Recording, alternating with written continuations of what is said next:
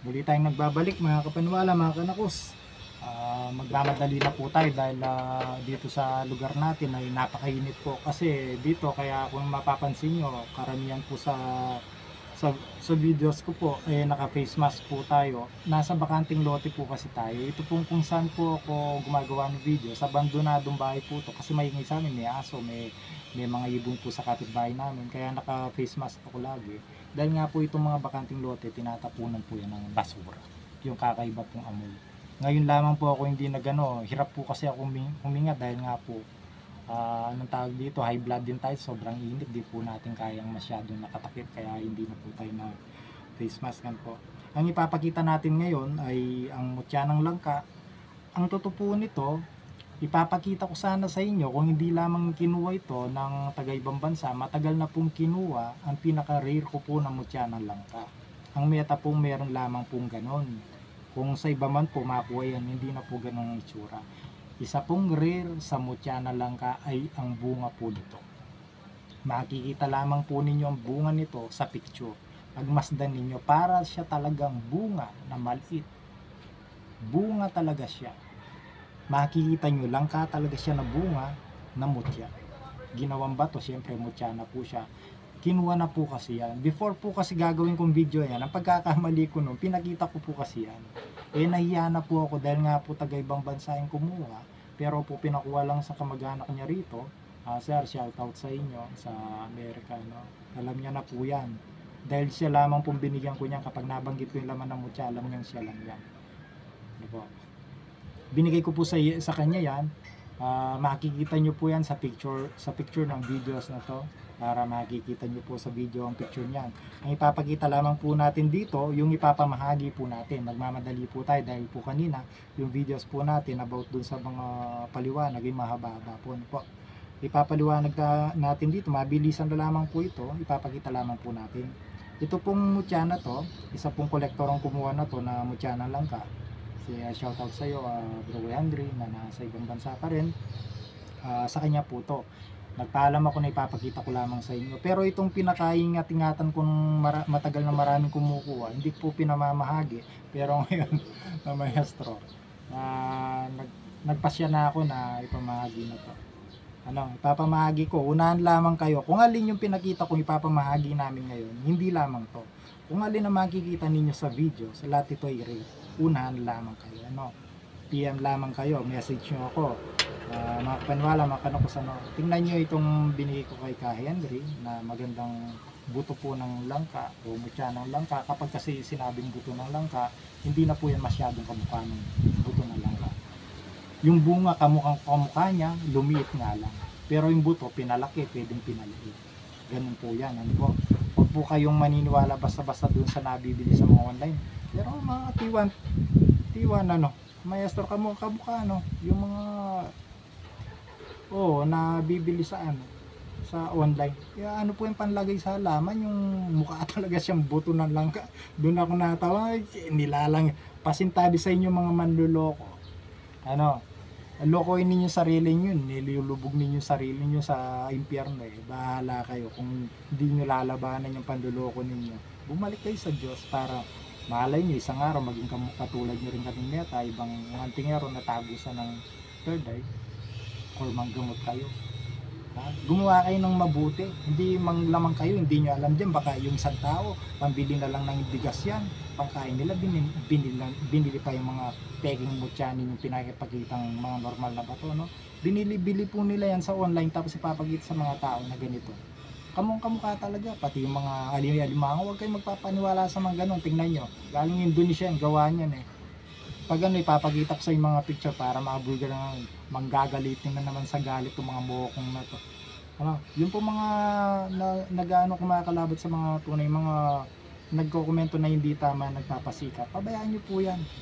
Baka lumipat po sa inyo yung aura nilang mga bad energy. Delikado po yan. Huwag po kayong kakausap sa mga yan. Madalas po ng mga yan, 100% pong gabay nila yung demonyo, tsaka demonyo na panggap na tao.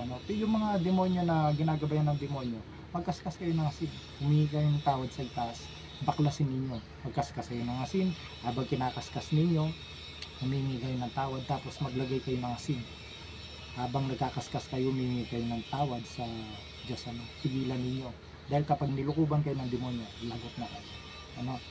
Gawin ninyo, pagkatapos nun, lagyan ninyo yung sandok na asin yung pandigo ninyo, baklas yan. Tulungan ninyo sarili niyo, hindi yung magyayabang-yabang kayo na walang, umarap kayo sa salamin, doon lamang makikita ninyo. Ako ba, kumakalaban kilakan ako sa mga ibang antingero, manggagamot, sasagot-sagot ako ng ganito, hindi tama. Sa palagay mo kaya, umarap ka sa salamin, itanong mo sarili mo, nakakita ba talaga ako ng mutya? Tagusan ba talaga ako? Itanong mo sarili mo. Ngayon, kung alam mo wala ka naman talaga nakikita, wala naman nagliliwanag sa mga batong pinupulot mo, halos batong diablo kasi yan kapag lumapit sa'yo nagpapapulot. Baklasin mo. Doon pa lang na alam mong wala ka talaga. Para makatulong ka sa sarili mo, malay mo isang araw maging antingero kayo. Yan ang may tutulong ko sa inyo. Baklasin nyo, maligo kayo ng asin. Kesa magdadakdak kayo dyan, maglilinis kayo sa inyong bahay, maglalaba. Maglaba, ako marunong ako maglaba, ipapakita ko sa inyo. Napakaganda ng mutya na lang ka, hindi ka bro Henry. Sa kanya na po to, hindi na po namin papamahagi to. Nakuha na po yan. Ayan po, napakaganda. Ito naman yung mata niya at saka bibig niya. Tingnan niyo sa likuran, ganyan pa rin. Ngayon, ito pa rin po, unahan na rin kayo dahil nga po sabi ko nga, binawalan na kami kumuha ng mother na kidlat. Shoutout sa lahat na nabigyan natin ng mother na kidlat. Wala man kayo sa 20 peraso dahil nga pinagbawalan na kami kumuha ng mother na kidlat. Ang mother na kidlat po kasi ay bantay sa bahay. Kung wala po kayong, kaya binawalan kami yan, sila po kasi yung malalaki, malalakas kumuha ng enerhiya na kapag kumikidlat, nilalagyan ng enerhiya yan. Yung mga malilito, malalaki na kidlat na mahina ang enerhiya, tsaka sa mga mutya, sila pong nagbibigay. Kumbaga ito siya, kapag tinaman siya ng kidlat, kakalat yung enerhiya niya. Ganun po ang paliwanag no. Ang nagagawa po ng mother na kidlat ay bantay po sa bahay. Kapag po meron kayong bantay sa bahay na mother na kidlat, ang mangyayari po nito, hindi po yan yung misyon ng demonyo na sumpa at malas. Hindi niya po yan mapapasok sa bahay ninyo. Kumbaga nakakrown na po kayo. Hindi na po itatagos. Halimbawa, ang bakod niyo sa bahay, wala kayong bakod sa bahay ng mutya. Ang totoo po niyan kasi may process po yan. Dapat sa bakod ng bahay ninyo, hindi lang po yung asin. Hindi po yun. Dapat ang tunay na bakod po na malakas sa isang pamamahay, sa apat na sulok po, isang kidlat, dalawang mutya, kahit na walang pangalan, okay na po yan. Nakakrown na po yan triangle. Bali sa gitna po kayo. Bawat sulok lagyan ninyo. Tapos yung San Benito, kahit na mga 3 inches lang, ilayo nyo sa kanya, ibaw nyo, dasal ng San Benito. Ngayon po, kung namamahalan kayo dyan, dahil napakarami na nga yan, mag-mother na kidlat po kayo. Isa lamang po yun. Kasi hindi po tama, mga kapaniwala, mga kanakos, hindi po tama, baka kala ninyo, tama yung magtatangan tayo.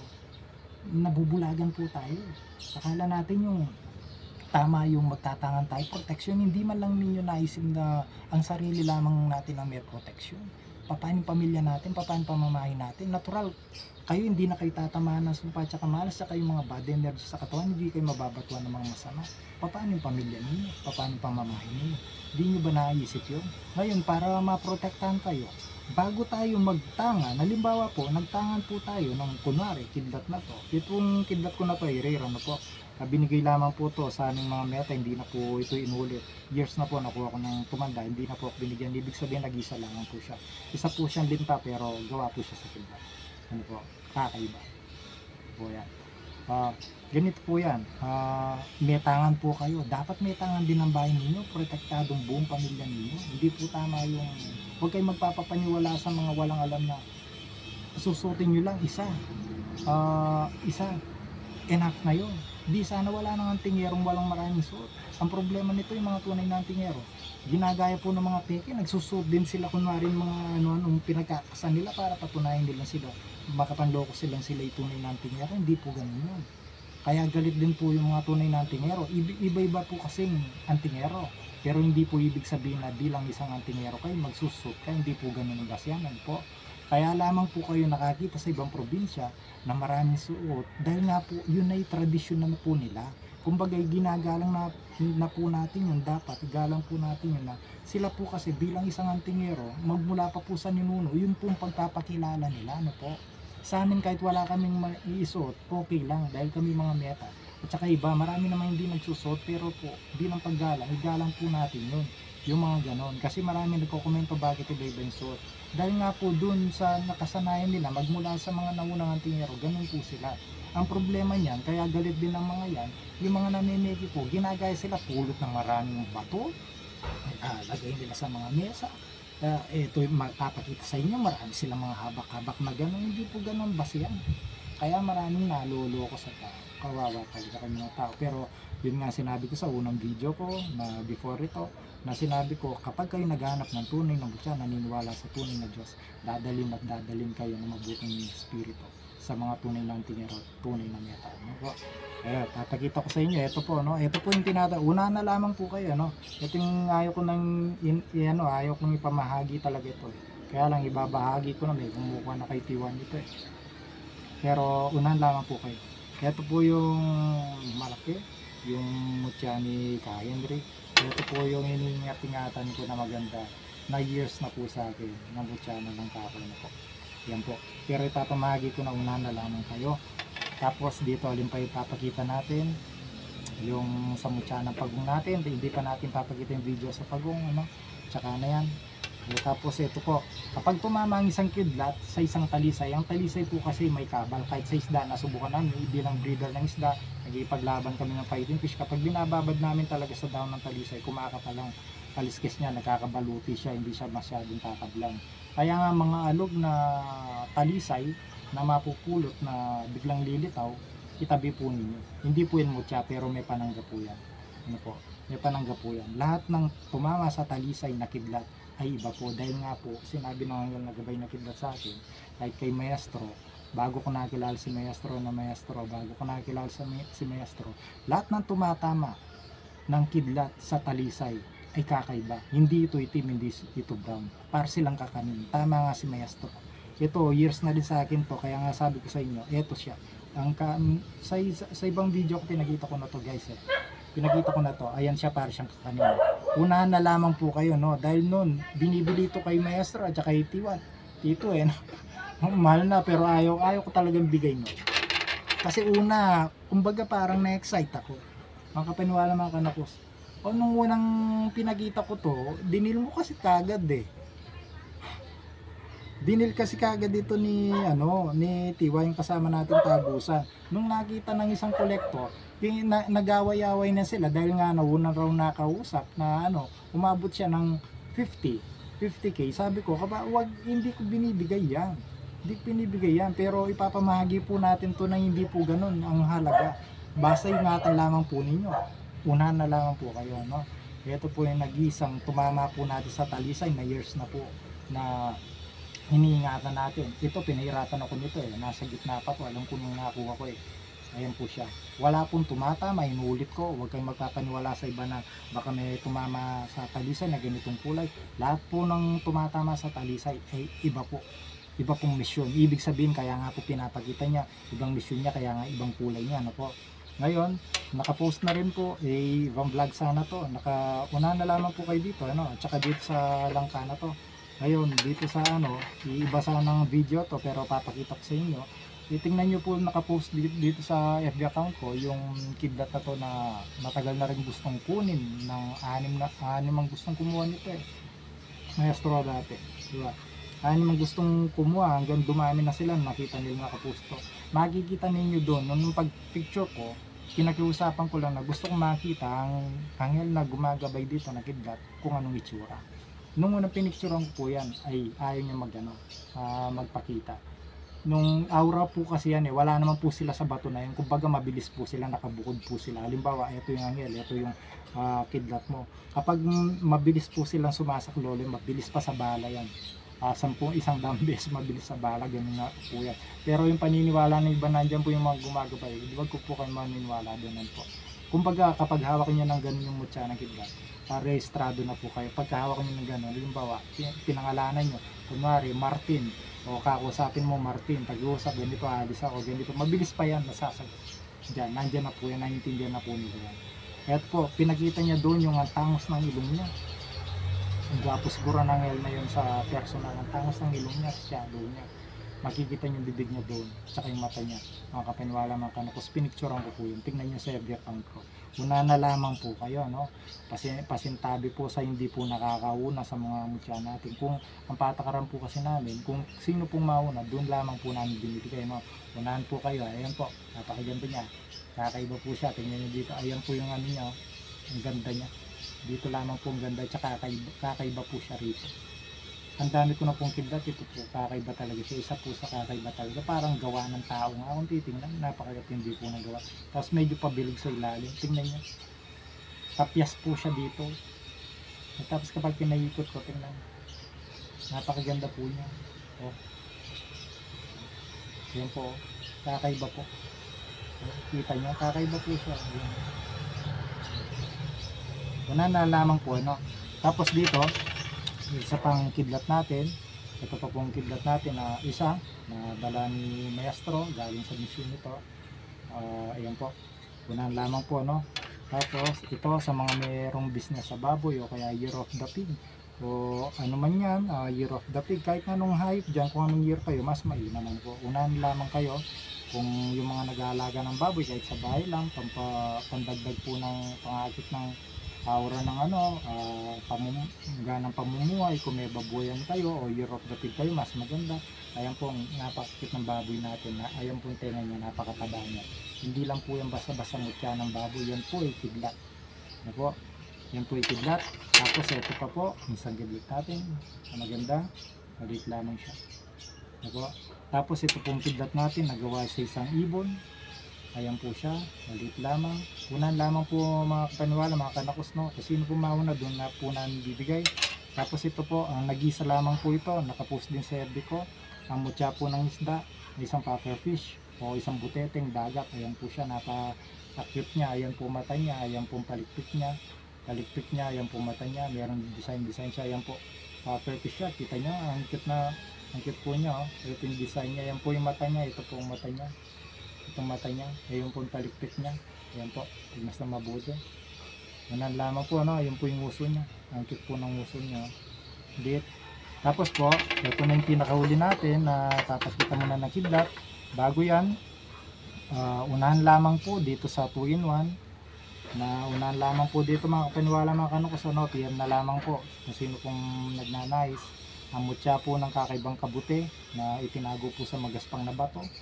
Ayan po, mutya po siya ng kabute. Ano po, ayan po yung ilalim niya, kumbaga dyan siya nakatanim. 2-in-1 po yan, kapag po isinide natin yan ay aso. Dahil ang aso po yung man's best friend, kaya madalas po ang matalino ang aso, kaya wag na po kayo magtaka kung bakit kidlat, halos aso, mga mutya, marami pong aso. Dahil nga po dito sa lupa yun, kasalumuha po ng tao, nagigita niyo pong tenga niya, ayan po. Ayan po muso niya, pero kapag binaliktad niyo po yan, mutya po siya ng kabute. 2-in-1 po siya, no? Lamang. Ngayon, ito pa pong rare na kidlat natin na magaspang, kakaibang kulay niya. Si Maestro, hindi T1, no? Ito yung gustong dalhin ni T1 dati, may kumukuha. Years na rin po ito, no? Pero ipapamahagi na po natin. Yan po ay mabagsik din po dahil sa impapawid po yan. Wild duck po siya. Isa pong kidlat na gawa sa ayot. Ayan po, ang cute ng ilong niya. Kita niyo po, ayan po ang mata niya. Tanda mata niya, ayan po ang puti. Mata niya po. Kahit tingnan niyo po yan, wild duck talaga. Itik po, kumbaga itik ang dating duck nga po siya, kaya lang wild po siya. Ayan, kahit baliktarin niyo po, duck pa rin siya, ayan po. Lalo na rito, ayan po mata niya. Kapag po isinide natin yan, ayan po siya. Kaya sinentro po natin, ayan po siya. Ngayon, unahan po tayo mga kanwala, mga kanakos, sa mother na kidlat. Ano po? Ilan na lang natitira nating mother na kidlat, Maestro? O 6 na lang. Swerte na po kayo. Pampito kasi to eh. Swerte na kayong makakuha ng mother na kidlat. After po nito, 7 na to, wala na po kayong may papamahagi. Ang pwede na lamang po namin ipamahagi, yun na lamang po pambakod sa 4 na sulok ng bahay. Ano po? Punahan lamang po kayo sa magandang mother na kidlat natin. Ayan po siya. Basang katerno lamang po na mother na kidlat, kahit na wala pong pangalan mo siya, basta 3. Lagi pong 3. Huwag niyo po itatabi sa kanya. Pwede siyang sa altar, sa tabi ng pinto o bintana, basta sa loob lamang siyang bahay. Pwede rin pong dalhin nasa inyo, pero ang mother na kidlat talaga ay sa pamamahay po. napakabisa po nito. May tangan na kayo, may protection pambahay niyo, may protection pampamilya po. Kung lamang po kayo, yan po ang ganda niya. Ang ating mother ng kidlat po. Yan po siya. Yan po, ganda niya. Yan, napakaganda po. Pagmasdan niyo pong mabuti. Yan po, ano. Paano mga kapanwala, mga kanakos, hintayin ninyo, sunod-sunod na natin to dahil nga kahit may clean video, basta importante makikita ninyo. Susunod na natin dito ang mutya ng mangga na nakangiti.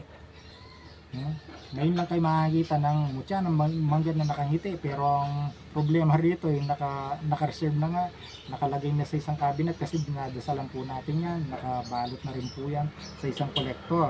Ano po, hindi na po natin may papakita rin ng mutya ng mangga na nakangiti, pero makikita po ninyo yan for sure sa picture ng video nakasunod nito. Tuloy-tuloy na po, gagawa tayo ng kahit 3 lang video kasi matagal po tayo hindi makagawa ng video sa lagi po kasi kaming grupo busy. Basta ang tandaan nyo po, kahit di po kami makagawa ng hindi po kami makagawa ng videos, hindi po nakagawa ng videos si Kanakos, i-PM nyo po ako, message nyo po ako. Kahit wala na po tayong video kung sakali, nandyan pa rin pong mission natin, buwan-buwan pagtulong, nandyan pa rin po yung pamamahagi natin ng mga mutya.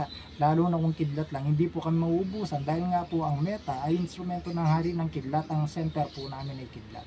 Kaya po kung kidlat lamang po, hindi po kami mauubusan. Yung nga pong ibang mutya, dahil ibang mission po yan, hindi po ganun karami sa amin, pa isa-isa po, kaya hindi po ganun kadali sa amin yan. Kaya unahan po kayo. So susunod na video natin, ipapakita ko sa inyo ang rare na mangga, na mutya ng mangga, isa lang papakita ko, yung nakangiti ay sa picture nyo na lamang makikita dahil nga kinuha ng isang kolektor.